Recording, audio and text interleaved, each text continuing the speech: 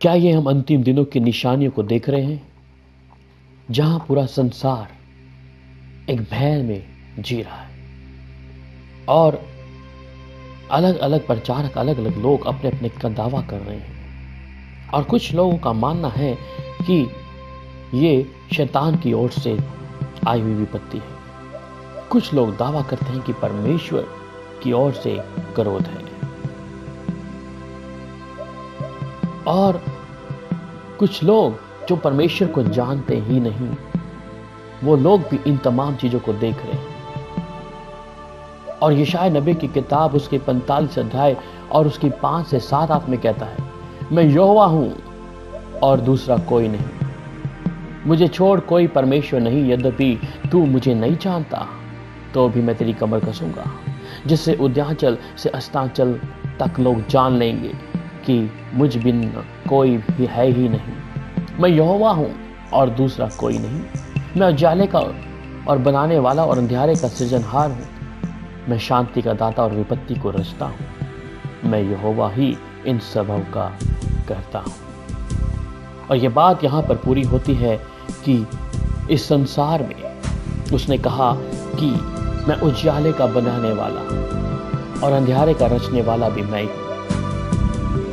ये कलाम हमें जो बताता है कि इस तरीके का मतलब है कि इससे भी ज्यादा महाकष्ट जो हम लोग देख रहे हैं इन अंतिम दिनों में, और इस तमाम घटना के पीछे परमेश्वर का ही हाथ है।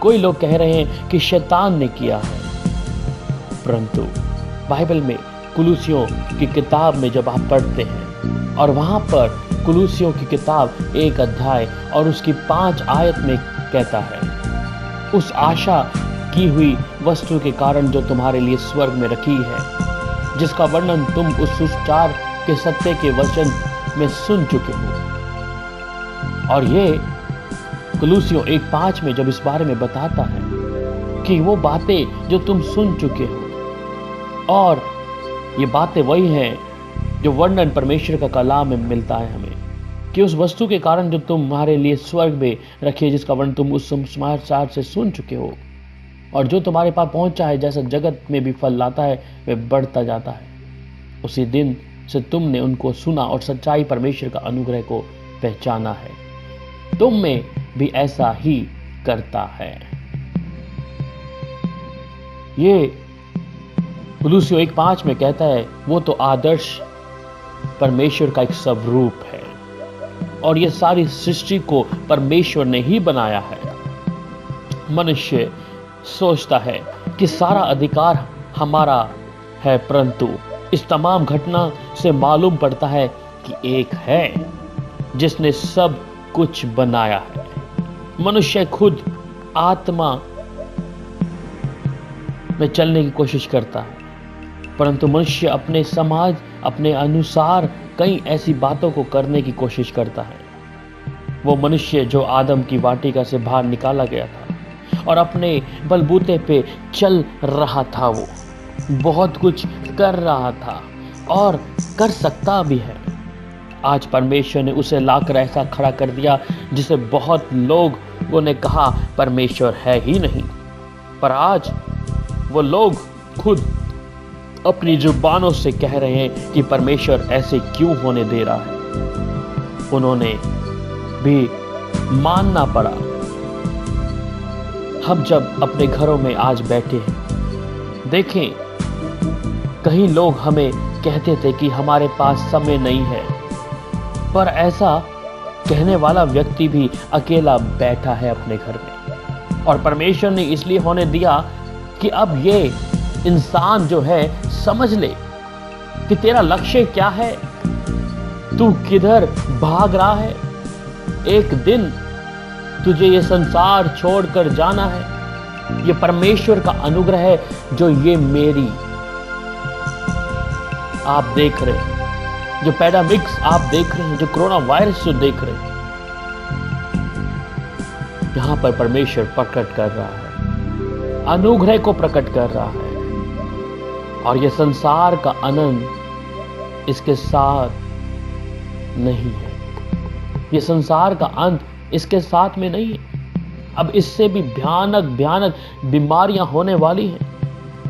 ये तो सिर्फ एक ट्रेलर है। अब जब महाकष्ट शुरू होगा, कलीसिया जाने के बाद, और वहां रूस इज़राइल के ऊपर आक्रमण कर डालेगा और इज़राइल को लगेगा हमारे साथ धोखा हो गया है, बचने का कोई रास्ता ही नहीं है। उसी समय परमेश्वर इज़राइल के लिए लड़ेगा। उसी समय मसीह विरोधी भी प्रकट हो जाएगा और 3.5 साल संसार में शांति होगी। लेकिन उसके बाद जो विपत्तियां शुरू होंगी, पृथ्वी ने अभी तक कुछ ऐसा देखा नहीं है। अभी सोचकर देखो, हम कोरोना वायरस से बचने के लिए घरों में बैठे हैं, सोशल डिस्टेंस है, एक दूसरे से मिल नहीं सकते, ट्रेन गाड़ी सब बंद है। लेकिन 7 साल के महाकष्ट से जब अंधकुंड से परमेश्वर दुष्शक्तियों को छोड़ेगा, उनका नेता उपुलियन और अबदोन अपनी सेना के साथ निकले। कोई कमरे का दीवार भी उन दुष्ट आत्माओं को रोक नहीं पाएगा। तब लोगों के अंदर दुष्ट आत्माएं प्रवेश करेंगी और तब लोग मरना भी चाहेंगे पर मर नहीं पाएंगे। अभी इस बीमारी से मौत तो है, लेकिन एक समय आ रहा है जब इंसान मरना चाहेगा तो भी मर ना पाएगा। पर हमारा सौभाग्य, परमेश्वर का वचन साफ साफ कहता है, ये घटनाएं कलीसिया के जाने के बाद होंगी। सो अभी कलीसिया की जाने की तैयारी हम देख रहे हैं, और ये कलीसिया की जाने की तैयारी में परमेश्वर अपने अनुग्रह में हम सबको मौका दे रहा है। हम अपने आत्मिक जीवन पर ध्यान दें कि मेरा लक्ष्य क्या है, मैं कैसा चल रहा हूं। ऐसा तो नहीं मैंने अपने लक्ष्य को खो दिया है। जब आप अकेले अपने घरों में अकेले बैठे हुए हैं, अब और कोई काम नहीं, कहीं जाना नहीं है हमें, आप चिंता ना करें। यदि आपने अपना जीवन प्रभु को दिया है और यदि वो आपका प्रभु है, तो मुझे और आपको चिंता करने की आवश्यकता नहीं, की आवश्यकता बिल्कुल भी नहीं। हमें मालूम है इसके पीछे परमेश्वर का हाथ है और इसके द्वारा परमेश्वर अपनी महिमा को करेगा। तो लेकिन ये समय किसी की बदनामी ना करें, किसी को नीचा ना करें। कई लोग कहते हैं कि परमेश्वर इसके द्वारा अपनी और दूसरे लोगों को खींच लेगा। परमेश्वर का स्वभाव ये नहीं है कि किसी को डरा धमकाकर वो अपनी ओर खींचना नहीं चाहता। परमेश्वर का स्वभाव नहीं है ये। आदम के बगीचे में देखते हैं, परमेश्वर ने मनुष्य को बनाया और उसे आजाद मर्जी पर छोड़ दिया कि वो खुद फैसला ले और खुद फैसला करे, मैंने अपनी मर्जी से चलना है या मुझे मेरे बनाने वाले की मर्जी से चलना है, मुझे उसकी इच्छा से चलना है। इस घटना के द्वारा परमेश्वर अपनी ओर खींच नहीं रहा। इस समझ को अपने दूर कर दें कि परमेश्वर ये अपना दंड दिखाकर वो अपनी ओर खींच नहीं रहा, पर इस घटना के द्वारा मनुष्य को एक और मौका वो दे रहा है कि वो जांच ले अपने जीवन को कि उसकी दौड़ किसकी ओर है। क्योंकि हम बहुत समय बोलते आ रहे हैं कि परमेश्वर की आमद नजदीक है, नजदीक है, पर जब ये घटनाएं हो रही हैं, जिसको लगता नहीं था या उसको भी लगा है कि प्रभु का आगमन नजदीक है। ये एक सच्चाई है मित्रों। ये समय हम विश्वासियों के लिए हम अपनी तैयारी पूरी कर लें। तैयारी पूरी करने का मतलब कि परमेश्वर के साथ मेरा संबंध कैसा है। हम में से बहुत से लोग हैं जिनका संबंध तो है और संबंध से संतुष्ट होकर घर में सिर्फ चुपचाप वो बैठे हुए हैं। ये लोग वो सोचते हैं कि हम परमेश्वर के साथ हमारा संबंध है, हम ठीक ठाक हैं।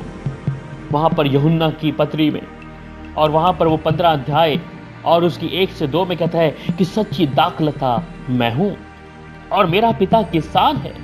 जो डाली मुझ में है और नहीं फलती उसे वह काट डालता है, और जो फलती है उसे वो छांटता है ताकि और भी फले।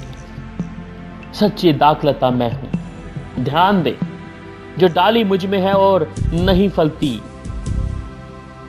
ये किन के विषय में है? यहां हम 2 प्रकार के लोगों को देखते हैं। एक जो डाली उसमें फल नहीं लगता और दूसरा जिसमें फल लगता है। ये दोनों में फर्क क्या है? एक में फल है और दूसरे में नहीं, लेकिन ये दोनों डालियां उस अंगूर में हैं। संबंध दोनों का उन डालियों का अंगूर की बेल से है। दोनों अंगूर, उसका मतलब संबंध होना जरूरी नहीं। अगर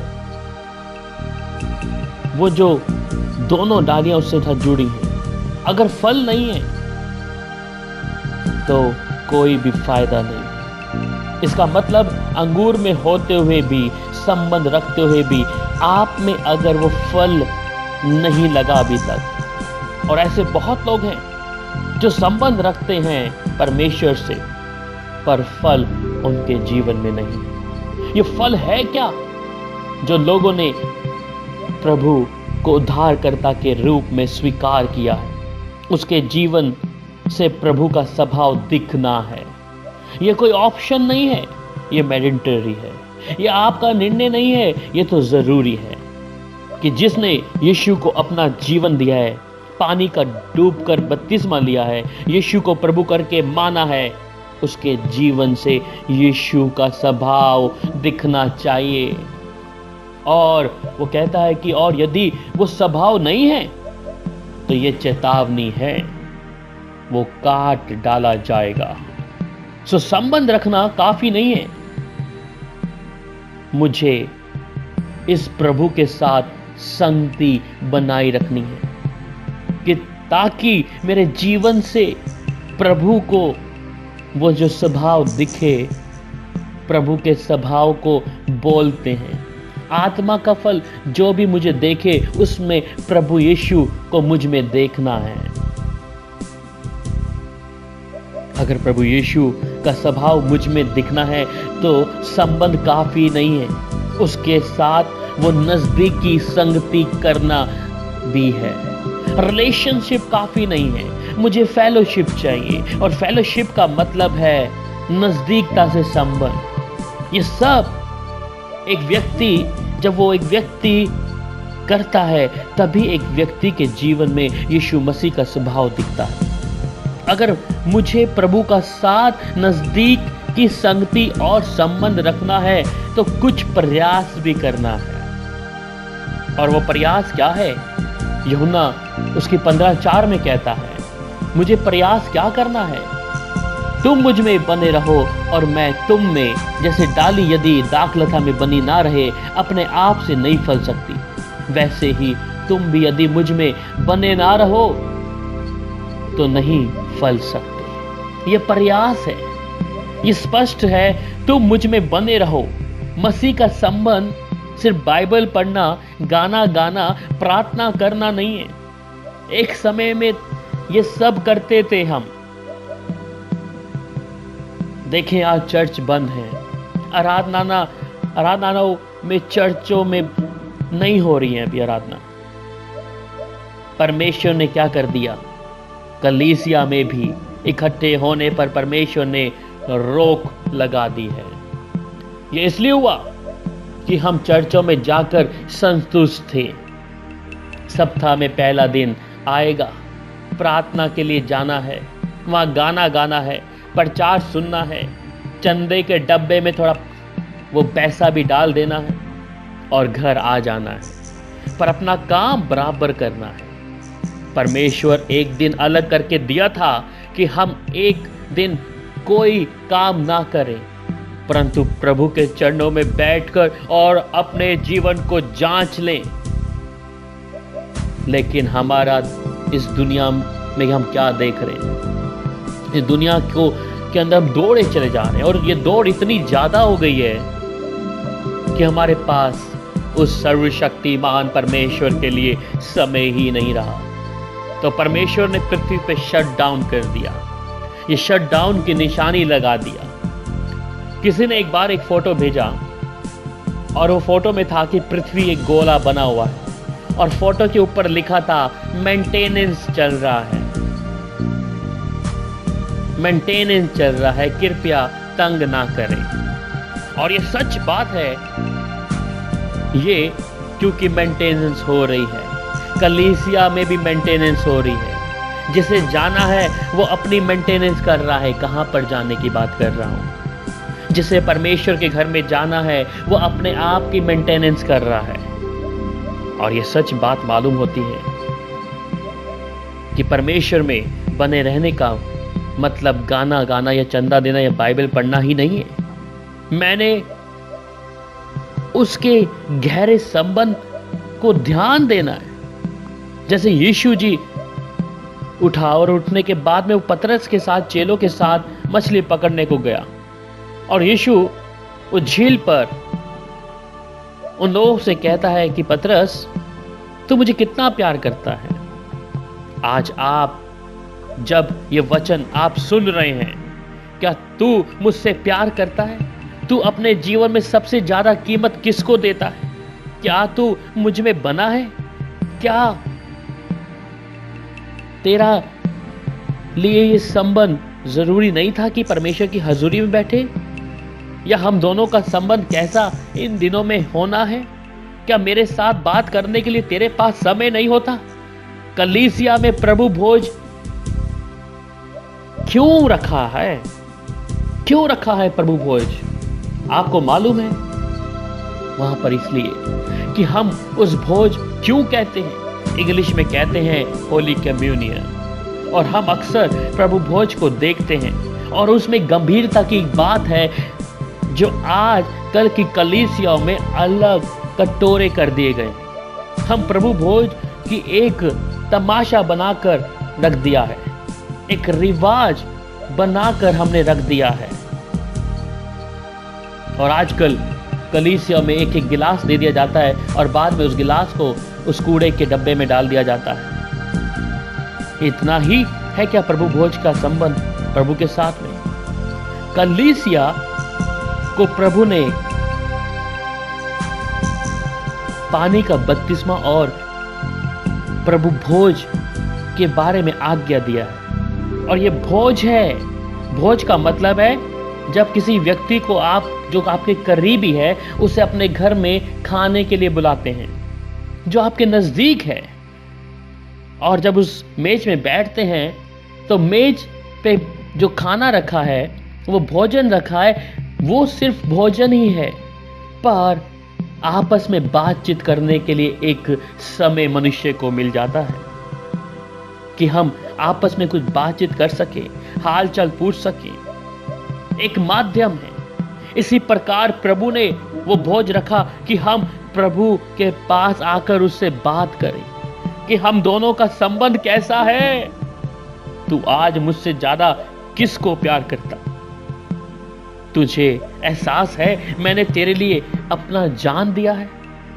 तूने मुझे एक दिन अपना प्रभु माना था जब पानी में डूबकर तूने दुनिया के सामने, कलीसिया के सामने, शैतान के सामने, स्वर्ग के सामने ये ऐलान किया था ना कि मैं आगे से तेरे लिए जीऊंगा। जब हम बपतिस्मा लेते हैं तो एक गाना गाते हैं, मैं यीशु के पीछे चलने लगा, ना लौटूंगा ना लौटूंगा। इन दिनों में जब कोरोना वायरस आया हुआ है और परमेश्वर हम सब एक एक का को मौका दे रहा है, और प्रभु तेरा मेरा संबंध आज कैसा है? प्रभु ने कहा तू बस इतना ही कर, मुझ में बना रहे, बाकी तेरे द्वारा मेरा स्वभाव संसार में दिखेगा। आज कोरोना वायरस है, लोग दूसरों से नाजायज फायदा उठा रहे हैं। बहुत कुछ चल रहा है अभी। गरीब व्यक्तियों को खाना नहीं है, कुछ लोग भूखे मर रहे हैं, लोग फायदा उठा रहे हैं। हम विश्वासियों का अपना असली स्वभाव दिखाना है अभी। कि यीशु मेरे अंदर है, यीशु को मैंने पहन रखा है। हम में से दूसरों ने मसीह यीशु का स्वभाव दूसरों को दिखाना है। और पिछले दिनों में कुछ लोगों ने कहा हम ऑनलाइन आराधना तो देख ले रहे हैं भैया, अब चंदा भी ऑनलाइन दे दें। मैं आपसे विनती करता हूं कि आप भेंट की चिंता ना करें। यह समय चंदा देने या भेंट का समय नहीं है। आज बहुत सी कलीसियाओं में वो अपने बारे में सोच रहे हैं कि चंदा और भेंट के विषय में। आप उसकी चिंता ना करें मेरे अजीजों, मेरे प्यारों। अपने जीवनों को जांचें। ये समय भेंट का नहीं है, चंदे का नहीं है, दशमांश का नहीं है। अपने जीवन को जांचें अपने घर में बैठकर। उस प्रभु के आमद बहुत ही नजदीक है और बहुत कुछ हमने प्रभु को आज तक दे ही दिया है। 10वां अंश हमने प्रभु को दे दिया है, अपना समय प्रभु को दे दिया है। परंतु आज अपने जीवन को जब आप घर में बैठे तो जांचें। मैंने बाइबल को बहुत बार पढ़ी है, मैंने गाना बहुत गा लिया। अगर कलीसिया चली गई और मैं रह गया तो ये चंदा क्या किसको दूंगा? अगर आप ऐसी परिस्थितियों में हैं तो घर में बाहर आए। जो ऐसी परिस्थितियों में ऐसे लोग बैठे हैं, वो सेवा अगर आपको प्रभु ने दिया है और आप उनके लिए उस धन को जो आपके पास अगर है तो आपके आसपास में बैठे लोगों की मदद करें। आज तक बहुत कुछ दिया है, 10वां अंश भेंट सब कुछ दे दे के आपने बहुत कुछ किया है। परंतु अब आपका स्वभाव दिखना है यीशु के सामने। प्रभु का प्रेम नजर आना है यीशु के सामने। प्रभु का स्वभाव आपके अंदर दिखना है। यीशु को पहना हुआ अंदर जो है वो दिखना है। आज अगर हम चले भी जाएंगे, इस विषय में ध्यान से समझना है कि कई विश्वासियों को भय है, कई विश्वासियों को भय है कि वो वायरस उनके अंदर ना आ जाए। उनको अपनी मौत का डर है। अभी मेरे अजीजों, अगर उनको अपनी मौत का डर है तो आप कहते थे ना कि मौत हम तुझसे नहीं डरते, अब हम इस छोटे से वायरस से क्यों डर रहे हैं? आज ये डर क्यों आ गया? मेरे अजीजों, बुरा मत मानना, ये बुरा मत मानना, क्योंकि आपने चंगाई के लिए यीशु पर विश्वास करते थे। वो आज डरता नहीं। क्यों? बहुत समय पहले उसका एक नाम मुझे और आपको मिला था, जिस पर हमने भरोसा किया था। अगर आज कोरोना का इलाज मिल जाए तो जैसे ही गवर्नमेंट सरकार बोल दी कि आप अब घूम फिर सकते हैं, आप यकीन माने चर्चें भर जाएंगी। चर्चों में आकर लोग धन्यवाद और शुक्रिया करना आरंभ कर देंगे। क्या ये हल हमें सिर्फ 2020 में मिला है? कि अगर साइंटिस्ट को आज दवाइयों का अगर मिल भी गया तो क्या 2020 में मिला है? इसका हल तो यीशु ने क्रूस पर इतने हजारों साल पहले ही दे दिया है। और जो उससे संबंध रखते हैं वो कहता है, हे मौत तेरा डंक कहां? मेरे प्रभु ने मौत का डर का आत्मा निकाल दिया है। वो कोरोना वायरस बहुतों के लिए एक आशीष, एक अनुग्रह में तब्दील हो जाएगा जब आप अपने घरों में रहकर उस खुदा की हजूरी में बैठकर अपने जीवन को जांचेंगे परमेश्वर के अनुसार चलने के लिए। आज आपको परमेश्वर मुझे मौका दे रहा है, और यह मौका क्यों दे रहा है परमेश्वर? कि हम समझ जाएं, हम समझ जाएं, हम उस खुदा की हजूरी में आने के लिए समझ जाएं। अगर यीशु का स्वभाव सिर्फ गीत गाना बाइबल पढ़ना ही काफ़ी नहीं है, उसके साथ नज़दीक संबंध बनाना आवश्यक है। और ये नज़दीक संबंध जब तक नहीं बनेगा तब तक हम खुदा के साथ भी नहीं जा पाएंगे। वहाँ पे लिखता है ना कि इतना सारा क्रोध, जब शैतान की शक्तियों को 7 साल के लिए छोड़ा जाएगा, वहाँ पर लोग अपने घर की दीवारों के अंदर छुप जाएंगे उस मौत से बचने के लिए। परंतु आज हमें उस कलीसिया को अगर परमेश्वर उठाता है, क्योंकि ये सारी विपत्तियां, ये तो एक बिगनिंग है, एक ट्रेलर है। ये विपत्तियां तो आनी है, परंतु कलीसिया उठने के बाद आनी है। मैं कुछ वचन से आपसे और बात करूंगा, जहां पर भजन संहिता 4 अध्याय उसकी 4 में कहता है, कांपते रहो और पाप मत करो, और अपने बिछौने पर मन ही मन सोचो और चुपचाप रहो। वो कहता है कांपते रहो और पाप मत करो, अपने बिछौने पर मन ही मन में सोचो और चुपचाप रहो। मेरे अजीजों, उस परमेश्वर के सामने कांपते रहें, उस सर्वशक्तिमान परमेश्वर के सामने कांपते रहें और अपने आप को पवित्र रखें। आज तक जो हमने कर लिया, परंतु परमेश्वर ने देखा ना आप सबने कि परमेश्वर ने घर में बिठा कर किया। ये पृथ्वी भी अब आज तक ऐसा देखा नहीं जो इस बार हो रहा है। और भजन संहिता 17 अध्याय उसकी 3 में कहता है, जमानत दे अपने और मेरे बीच में, तू ही जमीन हो, कौन है जो मेरे हाथ पर हाथ मारे। भजन संहिता 17 अध्याय 3, यह अय्यूब 17 का 3 था। भजन संहिता 17 अध्याय और उसकी 3 आयत, तूने मेरे हृदय को जांचा है, तूने रात को मुझे देखा है, तूने मुझे परखा है, परंतु कुछ भी खोटापन नहीं पाया। मैंने ठान लिया है कि मेरे मुंह से अपराध की बात नहीं निकलेगी। मेरे अजीजों, समय बहुत ही गंभीर है, इसे गंभीरता से लें। यीशु ने हमारी निर्बलता दुर्बलता को सूली पे ऑलरेडी ले लिया है। फिर घबराने की क्या आवश्यकता है, फिर डर की आवश्यकता क्या है।